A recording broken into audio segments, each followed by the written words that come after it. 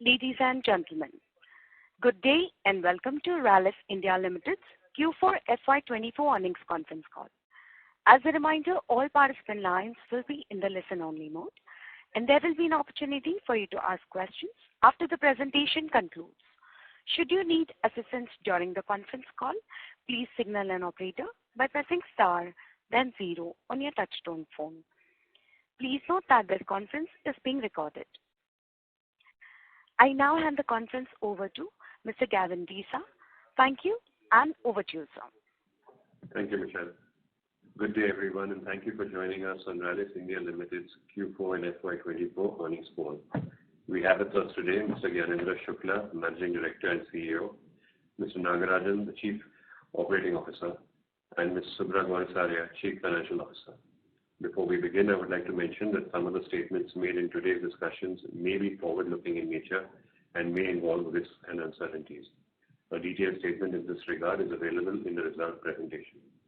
I now invite Mr. Shukla to begin proceedings to the call. Over to you, sir. Thanks, Gavin. Good morning, everyone, and thank you for joining us today in our Q4 fiscal year 24 earnings call. As mentioned by Gavin, I have alongside with me Nagarajan, who is our Chief Operating Officer, and Subhra, who is our CFO. Let me begin the discussion by delving into the industry landscape initially, post which I will discuss Rallis specific developments. But before that, let me provide a brief overview of my background. I'm new to the company, but I have over 3 decades of experience. I have handled diverse roles and assignments across various regions. And I have spent about 2 decades at Monsanto, and then my last job was at JK Agri Genetics before joining Rallis India. I'm excited to be part of the Rallis family and take our journey forward. Moving forward in terms of domestic market, demand was sluggish, with Q4 being a seasonably small quarter. Low reservoir levels and heat waves in the southern region impacted overall demand. However, northern and western regions have seen good momentum. The outlook is positive with the news around La Nina. We are expecting good rains. Export business continues to witness low prices and poor demand as channel destocking continues across the globe.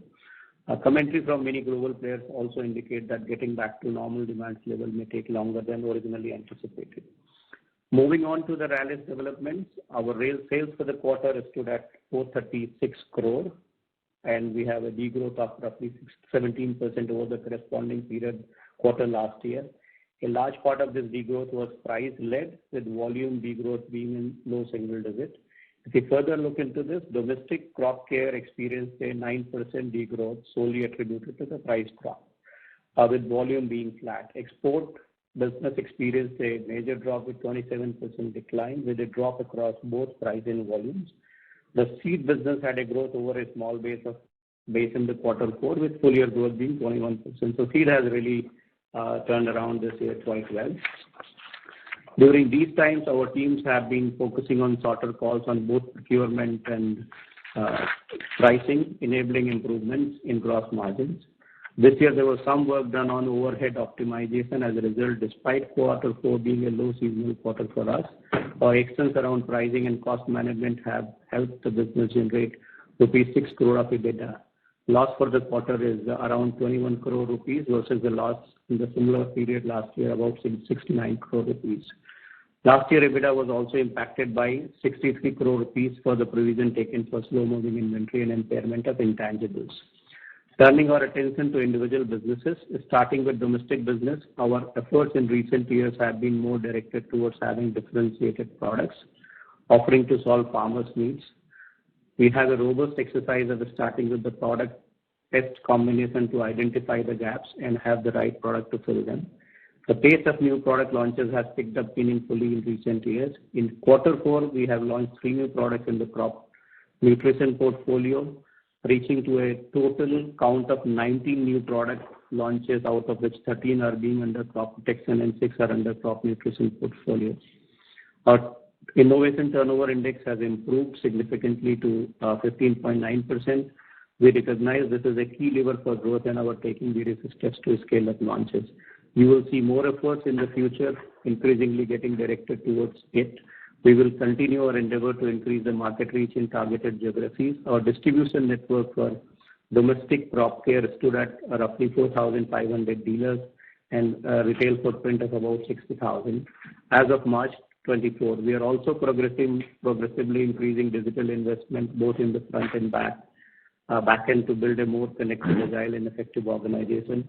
Moving to the seed business, after a few challenging years, I'm very pleased to report that fiscal year 24 has been a good year for the business. Growth was robust at 21%, led by volumes on the back of good uptake for our cotton hybrids, namely Diggaz and Atis Express. In addition to cotton hybrid sales for the other crops like paddy, maize, and millet also remained steady. Through several concerted actions taken during the last couple of years, we have been able to make the business more focused and optimized, helping to break even during the year. Our efforts are now around building a promising portfolio pipeline. Teams are focused on Kharif 24 as we are already entering the season and working their best to address the industry challenges of shortages across hybrid seeds. Moving on to international business, the lower prices and soft demand continued amidst channel destocking. We expect the situation to persist for some more time.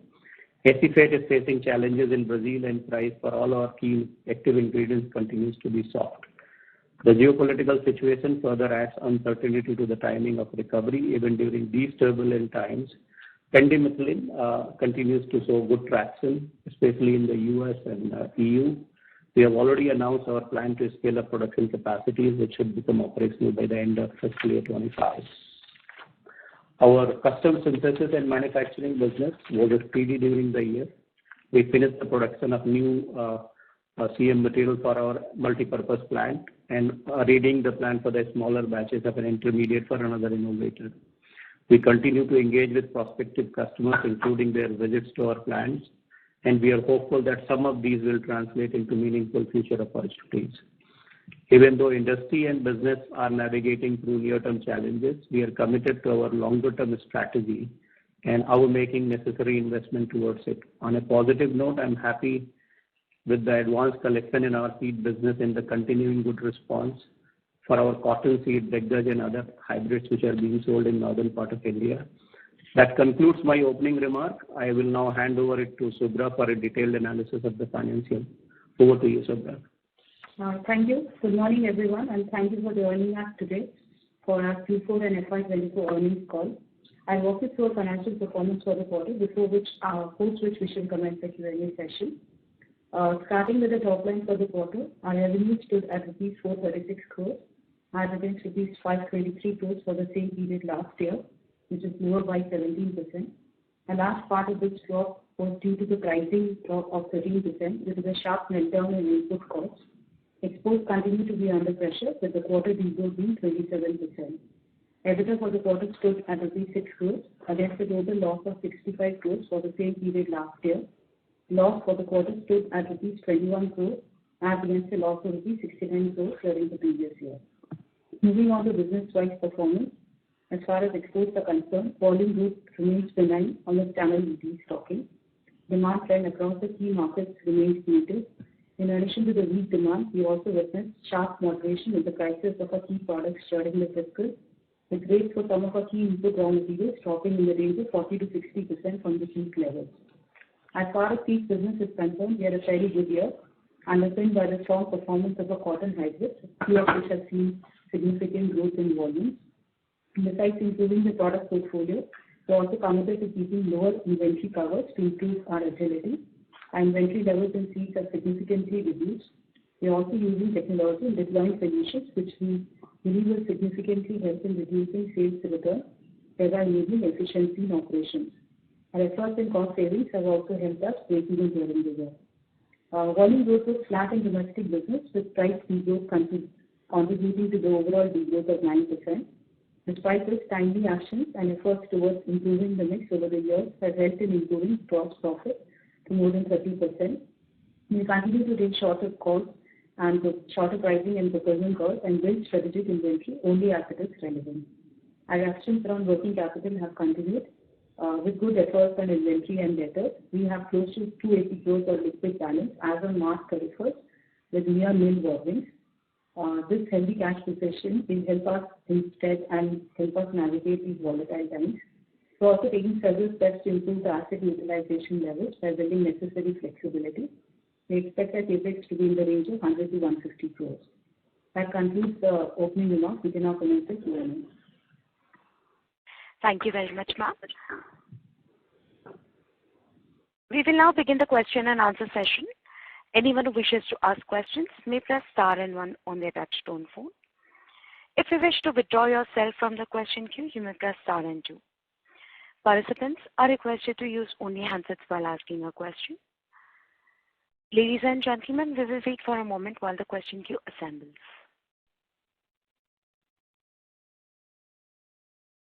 Ladies and gentlemen, in order to ensure that the management will be able to address questions from all the participants in the conference, please limit your questions to 2 per participant. Should you have a follow-up question, please rejoin the queue. Thank you.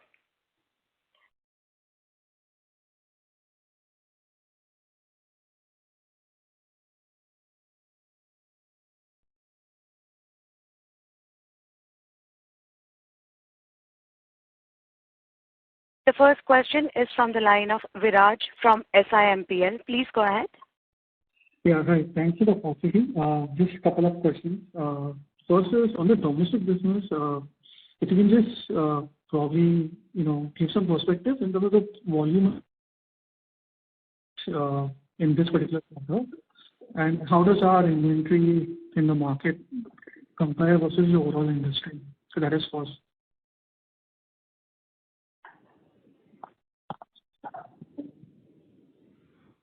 I can talk about it. So, if I got you right, Viraj, you wanted to know the inventory position in the market. We think that our inventory is a little on the higher side compared to our previous year. However, we think it is comparable to what we find in the industry. We have had some difficulties in the Q4 of last year in terms of liquidation, which has contributed to this. As far as the volume growth in the domestic business, like you mentioned, it has been flat. Volume growth has been flat. Okay. Second question is on the contribution margin for the company as a whole, right? And so if I look at the period between, say, 2014 to 2018, right, the company used to earn average contribution margins, gross margins of around 44-45%. And if you look at each of those two businesses, say, Crockett used to earn upwards of 40 to 43%. Seeds used to be close to 50% gross margin. But since 2019, since we don't publish, if you look at the period between 2019 to 2024, that moderation has come down to 40% in gross margin. So if one wants to just understand the factors which contributed to a higher contribution margin in that period between 2014 to 2018, and the reason for moderation in the last 5 years.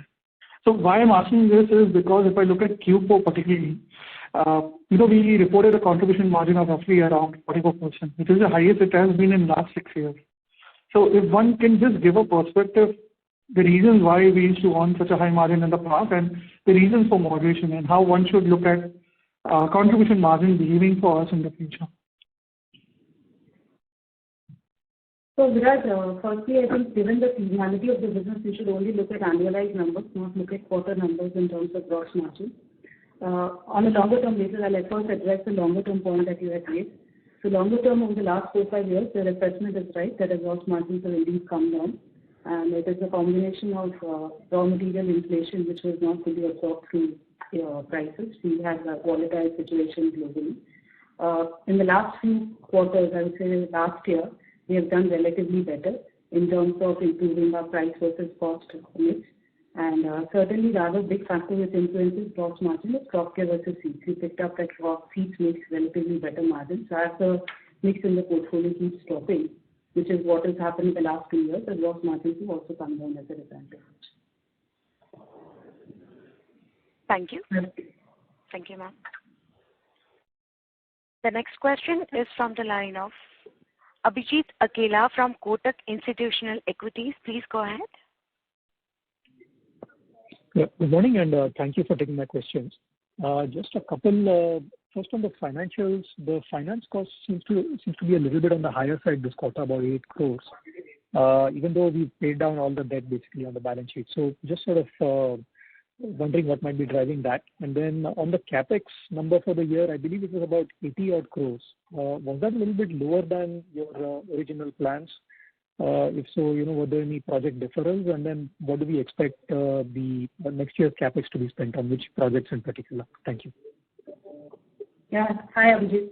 Abhijit, on your first question on finance cost, so you're right that there's practically no borrowing. So this finance cost is more of India's ROU assets and the factoring that we do for export receivables. So that's what is the factoring that's what is sitting in the interest cost. As far as the question on CapEx is concerned, the large part of our CapEx was completed. I would say the CapEx cycle was completed towards FY23. What you see in FY24 is more the residual CapEx for multi-purpose plants, which we commissioned in the mid-course of the year, and more around sustenance CapEx. Given that the last part of the CapEx cycle, I believe, is now complete out of the original plan that we had decided. FY25 CapEx, that's why I mentioned in my opening remarks as well, should be in the vicinity of 100 to 150. We have a bigger exercise to now get maximum utilization from the assets commission. Okay, so that will be primarily maintenance CapEx again, right, going forward? Primarily? Sorry, I missed your word. Primarily maintenance CapEx. Yeah. Maintenance CapEx plus we want to invest something in R&D. Yeah. Okay, understood. And also, just to follow up on the finance costs, so given that this is largely factoring for receivables and then the India's impact, should we expect this to be a sustainable run rate going forward on a quarterly run rate basis? It will drop to a certain extent, but you can say, Abhijit, it would be in the similar range. Understood. You would have seen that in our balance sheet also, you would have seen the ROU assets have also gone up. So this is more around depreciation and interest, and in COGS you see some contra impact. So 3-4 crores you'll see there. Thank you. The next question is from the line of Ankur Periwal from Axis Capital. Please go ahead. Yeah, hi. Thanks for the opportunity. So first question on the domestic crop protection side. You did mention, launch of new products. And, so wanted your comments in terms of how should one look at the new product ramp up or new product launches going ahead. And for FY24, broadly, how has been the contribution from older products versus, the newer products?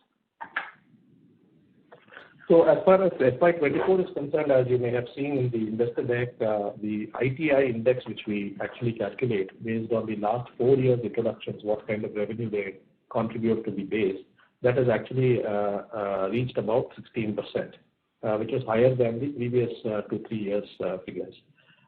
In terms of the products that we have launched in FY24, some of the crop protection products have received a very, very encouraging response. We do believe that there is a significant opportunity to scale up. Clasto is one of the brands that we are really hopeful of scaling up sizably in the years to come. Some of the other products have had relatively satisfactory kind of scale up, but not in the same league as Okay. And secondly, on the seeds business, while this year we saw a good growth on the revenue front, and in the initial comments we did mention on, ramp up in terms of overhead being lower and margin uptake. Just wanted to get your thoughts on both revenue growth as well as on the margin side, and whether the revenue growth will be only led by cotton or there are some more initiatives across other crops. Cotton is certainly a very important component, and we are very hopeful that Biggest will further scale up. In terms of the immediate situation, as we have mentioned, there have been challenges in the production quantities in the Rabi of last year. But if you discount that and kind of look at it over a longer time frame, we certainly believe we have opportunity to scale up in both paddy, maize, in paddy, maize, and in bajra. All the 3 crops. Thank you. The next question is from the line of Rohan Gupta from Nuvama. Please go ahead. Yeah, hi team, good morning and thanks for the opportunity. So my question is that in last 4 to 5 years, we had a vision of almost capex of 800 crores in driving the capacities in different verticals in the company. I think that is exercise is broadly over now. However, not much reflected in the bottom line of the company, but at least the capex cycle is over. Just wanted to understand that at the management level, do you have any further thought process? So you gave some number of next year capex of close to 100 crore, but do you have that over next 3 to 4 years, what kind of investment you want to make in the business? And if not, then we are still a very healthy cash flow generating company. So what are the expected uses of the free cash flow which we are going to generate over next 3 to 4 years? Yeah, so thanks, Rohan. I think as far as capex is concerned, manufacturing side, I think we have done enough, and as we said, it will be sustenance only. On R&D side, we believe that we need to ramp up, and so the current year capex we are looking at really more directed towards R&D. And I think R&D, our ability to launch new product, and then our ability to produce, these are the two fundamental things. Now going forward, I guess our focus is going to be shifting more towards improving, enhancing our customer connect. How probably spending our increasing our marketing spend where we can actually get more stickiness with the customers, because now backend is ready, we have to focus on the customer.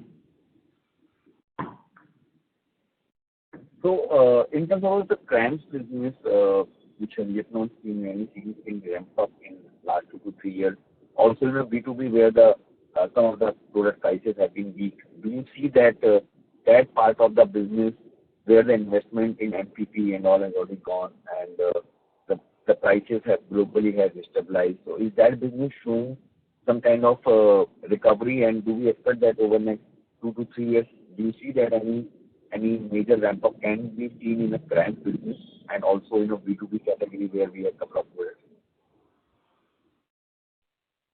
So you're right. I think so we are almost getting out of a very difficult cycle. Industry has gone through, and still, if you look at the commentary which has come from the global companies, still there's some residual challenges left. And the way this plant is designed, with the variety of reactions we can do and variety of things we can do, I think now really we're going to focus on B2B customer and say, look, how we can generate extra business. And part of the purpose is that we can do different kind of products.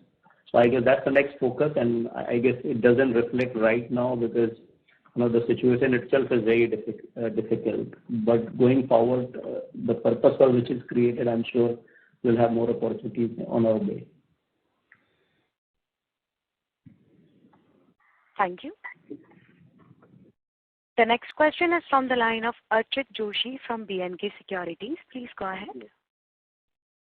Good morning, sir, and thanks for taking my questions. Sir, I have a couple. Firstly, on the active ingredient pricing, I think we've seen a fair bit of stabilization happening in some of the key AIs.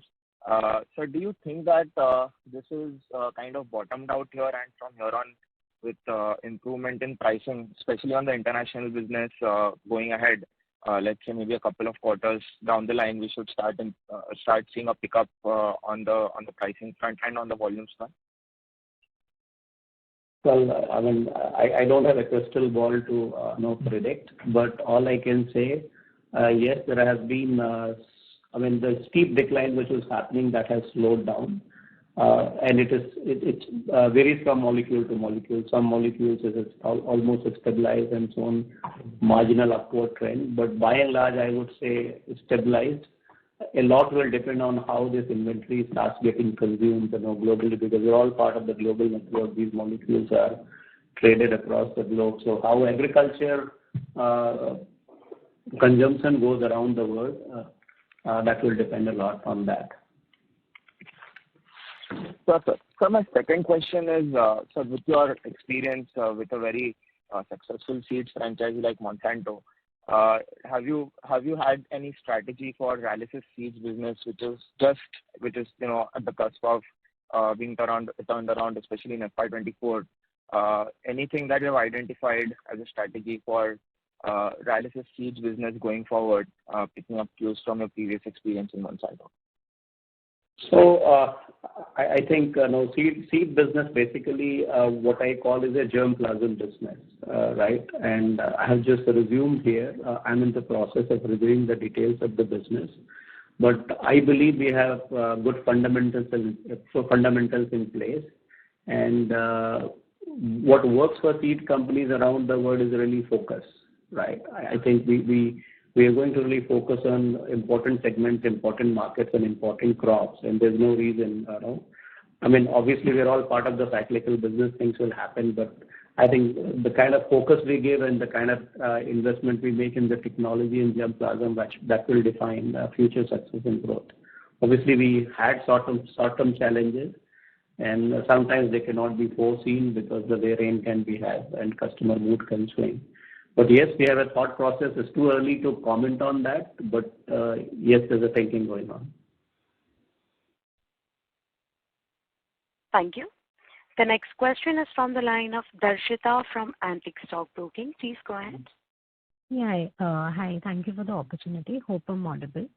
I had two questions. Yes. Thanks.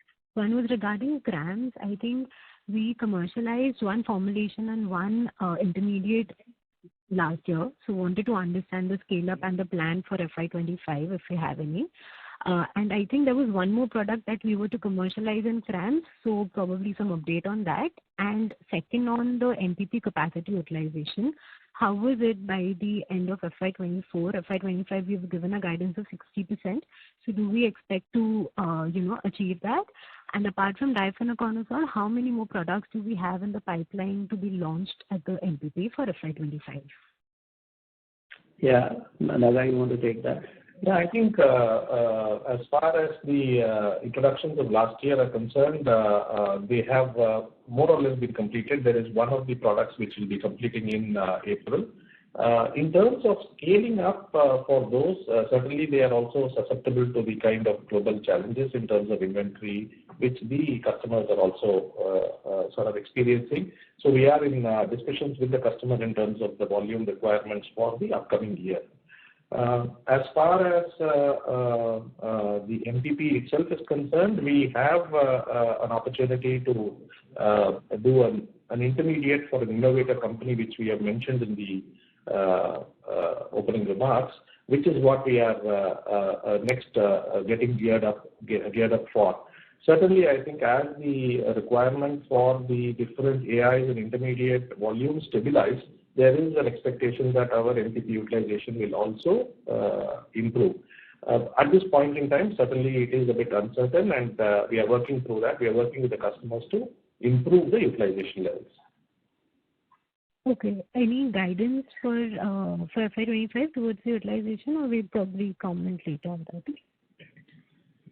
I don't think that we can work out the utilization because it depends on which products are getting manufactured. But suffice to say that we'll work on maximizing the utilization. Thank you. The next question is from the line of S. Ramesh from Nirmal Bang Equities. Please go ahead. Good morning, and thank you very much.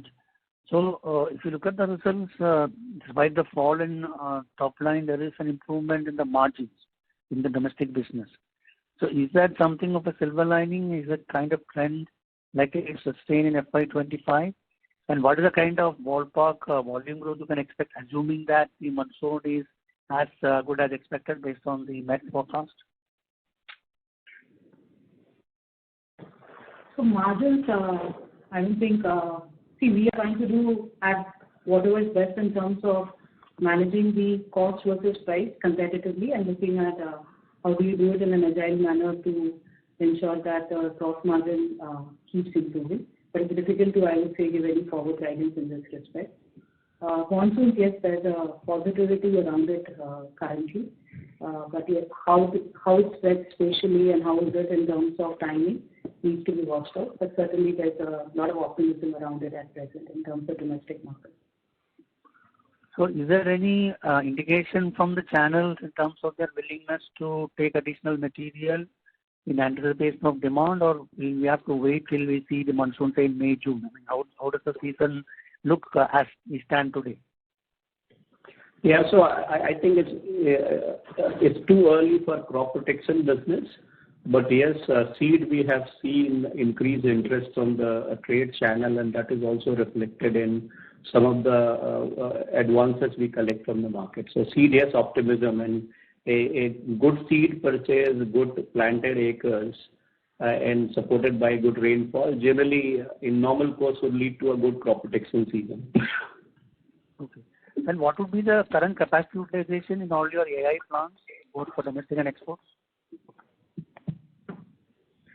So it differs between plants to plants. For instance, pendimethalin we are seeing positive uptake, and that's where the capacity utilizations will be better. Acephate, we'll have to ensure that the cost dynamics are taken care. Otherwise, the demand levels, I would say, we mostly end up using for the full capacity levels. Metribuzin, yes, the demand capacity utilization is currently lower, and that's where we're working on in terms of how do we flexibilize the capacity utilization. Hexaconazole is more or less around the full capacity utilization. Okay, thank you very much, and Mr. Shukla, welcome aboard, and wish you all the best. Thank you very much. Thank you very much. Thank you. The next question is from the line of Somaya V from Avendus Spark. Please go ahead. Thanks for the opportunity, sir. First question is on the domestic market, pricing standpoint. Sorry to interrupt, sir. Your voice is a little bit muffled. I would request you to kindly use your handset, please. Yeah, is it better? Yes, sir. Please continue. Is it better now?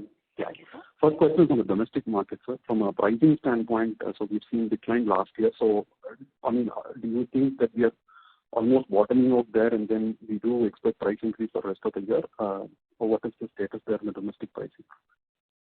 If you're referring about crop protection, I would say, look, from a very, unfavorable weather for last 6 months in the country, which has led to certain inventory buildup, and the next consumption cycle of crop protection, the big one, really starts after the rains.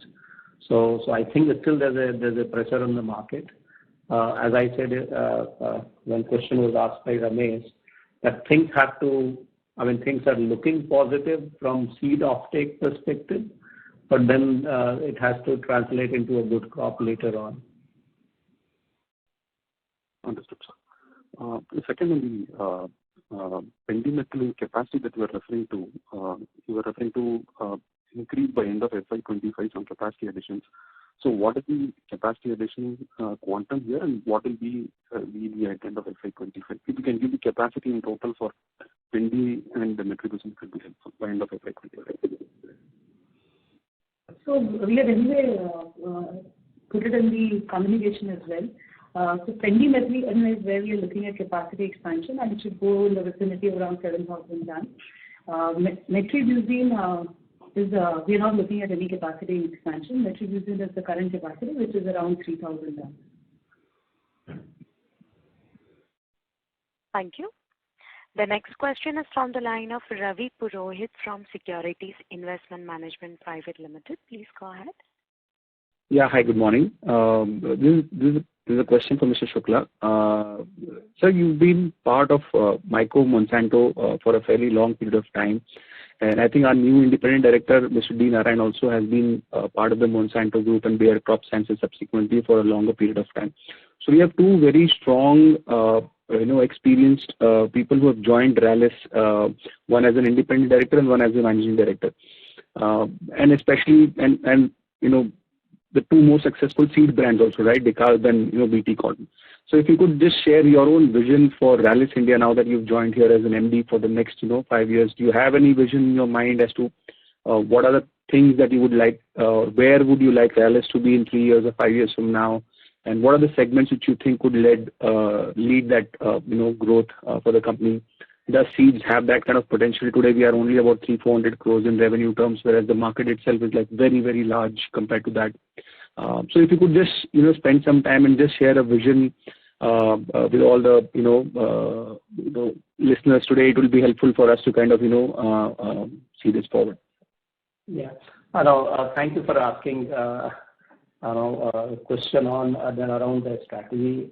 Thank you very much for that question. The two things I would say, look, if you look Rallis as a company, I think we have a very strong parentage and our brand is very strong, and we have done a good job of enhancing our manufacturing capabilities. There has been also some work done on improving the quality of the seed research. We have a very extensive distribution network, and I think important thing is from here on how we direct some of the resources towards R&D. I think our R&D capability need to be further enhanced because the both businesses we are in, our ability to launch new products and scale them fast will actually define because it's a very competitive segment. There's no dearth of player and everybody's trying to do same thing. It depends who does things faster and better. I think speed matters. So and our ability to really innovate faster. So our focus is going to be shifting more towards how effectively we connect with our customers. So how do we deepen our relationship with the customers, and how fast we basically bring the new product, because we get those two things right. I think our ability to launch big and then scale up the volume will significantly enhance. So if you say focus is really R&D and customer connect as we move forward. Okay. And sir, if we could also kind of share a little bit about our strategy on CRAMS and some of the products that we've mentioned in the last quarter that we've started for one intermediate, one formulation, and there was also one product which we had started supplying after a long period of time. Right. So generally, what kind of scale up can we see in this segment of the business over a longer period of time? What kind of potential does it hold? We've been working at it for a long period of time. So when do we actually see the fruits of all the investments and all the time and effort that has been put out in this this business? Thanks. Yeah. So difficult to predict the timeline, but this CRAMS business primarily depends on our efficiency, our ability to deliver efficiency to the customer. So that aspect, certainly we are critically looking at it. And other thing is really developing our relationship with the potential customer. I guess a lot of these customers, as part of, I would say, China plus one strategy also, would be attracted to India. It's a question of who gets them first. I think we have good capacity, good credentials by our group parentage. I think we're the right candidate for those customers. We have to it's not a rocket science. I think we have to reach out to more customers and demonstrate them our capabilities and develop some long-term relationship to make that business successful. So that's all I would say from a strategy perspective.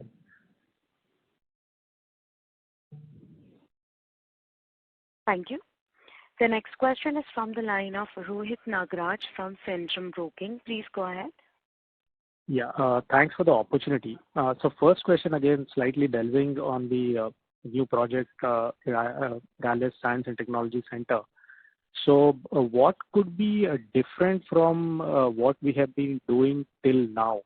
And given that R&D will be a relatively high gestation period, project or segment, when do we see any fruitful outcome of these, given that it may take 2 years, 3 years down the line to actually come out with new technologies or so? And just if you can give us where we are currently lacking in terms of technology or R&D capabilities, and which are the areas which we want to strengthen, whether it is the new molecule development ourselves or the molecules which are currently going off patent. So we would like to enter into those areas. Just a little bit more would be really helpful. Thank you. Yeah. So look, so one thing is very, very important to understand. Rallis is doing R&D, right? So we have been investing in the R&D and significantly enough. Now we are developing a new center because we want to move to a better center which has a better working environment and for the potential scientists and technical people who will be working there. So the R&D investment from that perspective is more directed at improving infrastructure. Now, from a focus perspective, as we said, if you look at Crop protection side, I think one of the areas probably we have not invested in the past is some of the new chemistries which have come up on the fluorination and all. So that's where our focus is going to be. On the seed side, I guess we were focusing on seed research, biotech, and everything else, but there is a lot of attention shifting globally to leveraging more modern breeding tools like genomics, phenomics, those kind of tools. So we are going to reorient our R&D to more modern tools because that brings a better product, and it also reduces the time needed for the innovation. So that's how we are going. I think at the end of the day, in R&D, infrastructure is part of the thing, but the kind of people you get and the kind of direction they get and what kind of tool we can provide. So our focus is really more people and tools enabled R&D. Building is just a part of it. Sure. Thanks. That's helpful. So second question is in terms of the current environment, in terms of the pricing has more or less bottomed out. However, you also mentioned that there have been inventories in the system, both in domestic market as well as global market. So even if we assume that the rainfall is normal and it leads to volume growth, is there any possibility that since last year average pricing was relatively higher, and given that we are at the bottom of the pricing, it may not get reflected in strong revenue growth despite a strong volume growth led by monsoon during the next Kharif season? Your perspective. Thank you. So you're right. I guess market is generally carrying a little high cost inventory, and market price realization may not be same. But I guess the situation we are entering is better than what we were in. We have to be optimistic and we have to work towards it. And yes, you're right that the anniversary of pricing will take some time, but I think we should look at more evidence whether we are able to ensure that the price versus cost is correct. So there could be a temporary, maybe in one quarter, an impact because of the price anniversary. Thank you. The next question is from the line of Arjun Khanna from Kotak Mahindra Asset Management. Please go ahead. Thank you for taking my question. Sir, the first question was regarding the fertilizer piece. I do see our slide number 6 where we have talked about water-soluble fertilizers, etc.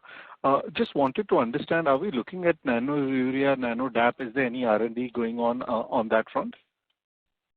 So you already know that we are not in the bulk fertilizer, and nano urea also basically is part of the same segment. We are not looking at that segment as of now. Sure. And there's no R&D efforts going on that front? So our R&D and collaboration efforts are more directed towards crop nutrition, what we call, which are more specialty products. Biostimulants, biopesticides. Exactly. That help in unlocking some of the locked nutrition in the soil. No, fair enough. It's just that there's a line in the presentation, complete focus on non-subsidized fertilizers. So I figured since the nano side is non-subsidized. Anyway, fair enough.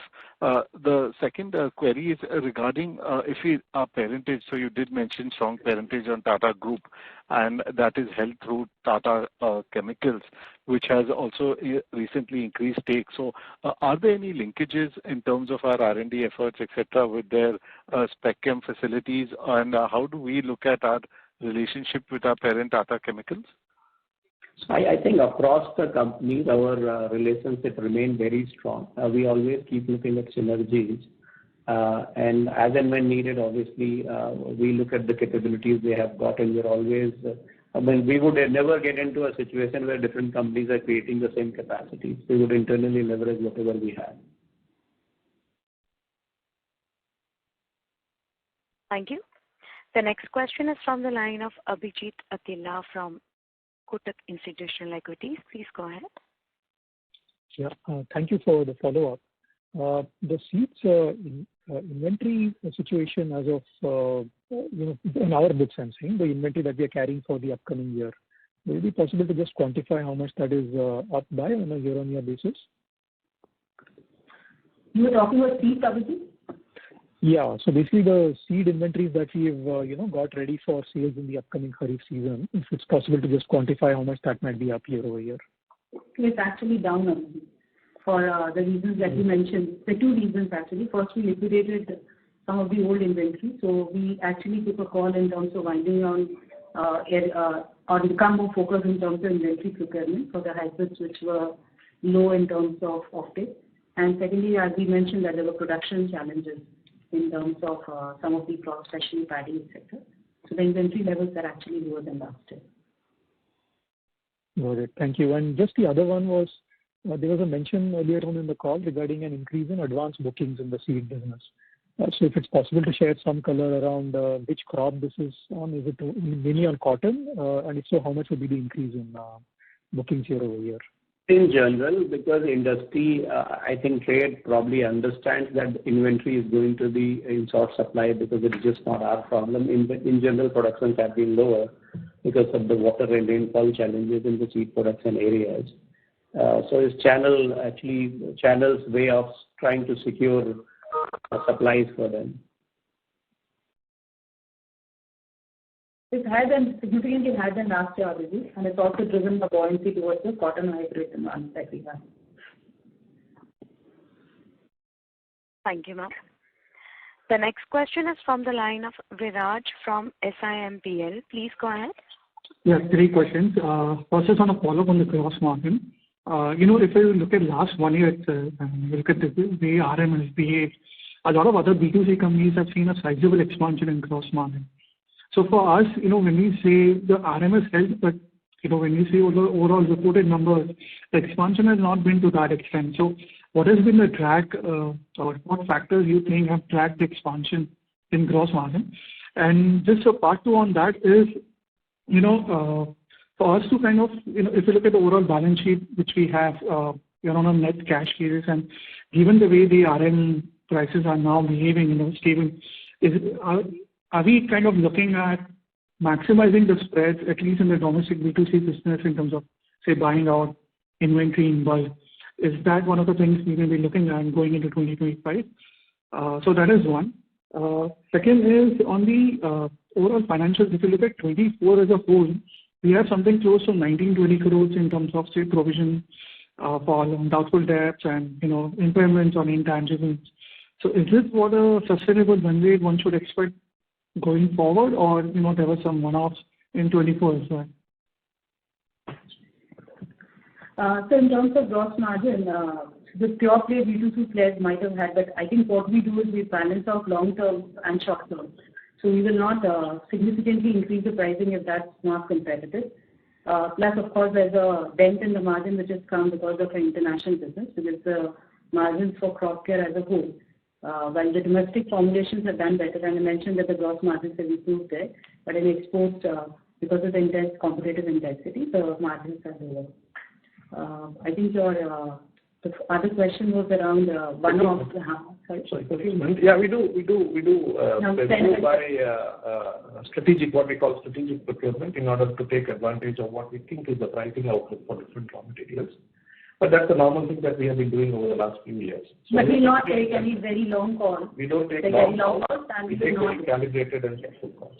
We not take long calls because it's difficult to predict whether it's still the bottom out or not. And I think it's important to be in the market, I would say be with the market rather than play long calls. The last one in terms of provisions, yes, there could be some provisions which would have come because the receivables have gone up, but nothing specific to be called out in terms of any one-off. Thank you.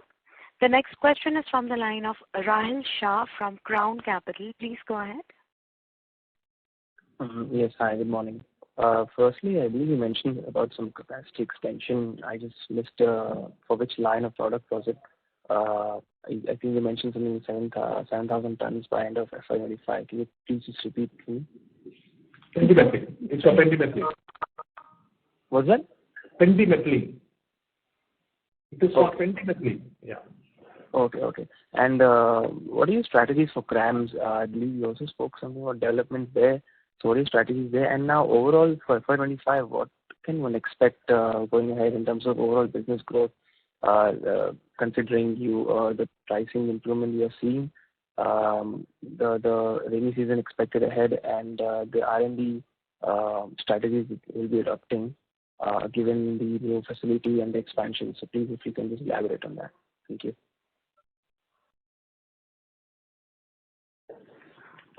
Well, so as I said earlier, I don't think we are putting a number at this point of time. These are all positive signs. We are coming out of a very difficult season. So we are calibrating, those things. Not in a position to give you guidance on the numbers. And Sam, strategy certainly to get new contracts, to get new meaningful contracts, and all work is being done towards it. Thank you. The next question is from the line of Nirbhay Mahavar from N Square Capital. Please go ahead. Yeah. Just a follow-up in the seed business. We have achieved roughly around 415 crore size, and still our margins are around 4%, which is significantly lower than the industry standard. So how do you see it changing over the next 2-3 years, and why our margins are significantly lower than the industry? So when you look at the performance for FY24, I think we should take into account that we did have some hybrids which we were aggressively getting rid of because we did not want them to later on come back and bite us. So therefore, I think this is something which has impacted the overall margin levels. As we go forward, I think the margins will have to clearly depend on the point that Dr. Shukla mentioned about differentiated hybrids coming out of good germplasm and coming out of our R&D efforts. So that is really the way forward for us to improve both the business side as well as the margins. This is a very generalistic answer. I'm trying to get specific over a period of last 3, 4, 5 years. If you look at our margins have been significantly lower. If you look at the listed competitor with 1,000 crore size is operating at 27-28% margins. Our margins are low teens or at times we are barely breaking even. So what are we doing wrong in terms of we have got startup parentage, we have got a solid research team, but still we are not able to crack this business. And we have been very evasive over the last 3, 4, 5 years about this business. So I think seed is one business where product performance depends a lot, right? And seed is one business. If you get a blockbuster product, you can scale up disproportionately your business. And if you don't have if you don't get a blockbuster product, then you stay where you are. I think in past, not that we have not been putting research, our research have not yielded products which could be significantly differentiated, from a volume scale up perspective. Now, so what happens in these kind of businesses? You have to continue to invest in R&D and continue to have your presence in the market, and it has a cost depending on your portfolio. Some spread is needed. So margin expansion happens when you get a good product and you can sell to more customers in a concentrated market. And that's where I was emphasizing that, look, our R&D efforts need to get refocused so that we were operating in 4 or 5 critical crops. If we start getting on a regular basis some differentiated product, that will allow us to significantly ramp up the revenue, and then margins can expand. There's a basic cost one has to keep investing in the seed business and continue to improve R&D, and then you have to wait for your time. Thank you. The next question is from the line of Rohan Shukla from Anand Rathi. Please go ahead. Hello. Thank you for giving me the opportunity. I just have one question. I'm sorry to interrupt, sir. Your audio is not clear. I would request you to kindly use your handset, please. Hello. Yes, sir. Am I audible now? Yes, sir. Please continue. So I just want to know about how much does the export contribute to our top line now, and what does it look like in the next few quarters going ahead? It's in the vicinity of 35 to 40%, 35%, I would say. And this is because the numbers are this year we have seen a degrowth, but we are working towards how do we achieve the longer term strategy. Thank you. Thank you. Ladies and gentlemen, we will take that as the last question for today. I would now like to hand the conference over to the management for their closing comments. Over to you. So I really want to thank everyone for asking the questions. With that, we can conclude. Thank you very much for your time. Look forward to interactions in the future. Thank you, members of the management. On behalf of Rallis India Limited, that concludes this conference. We thank you for joining us, and you may now disconnect your lines. Thank you.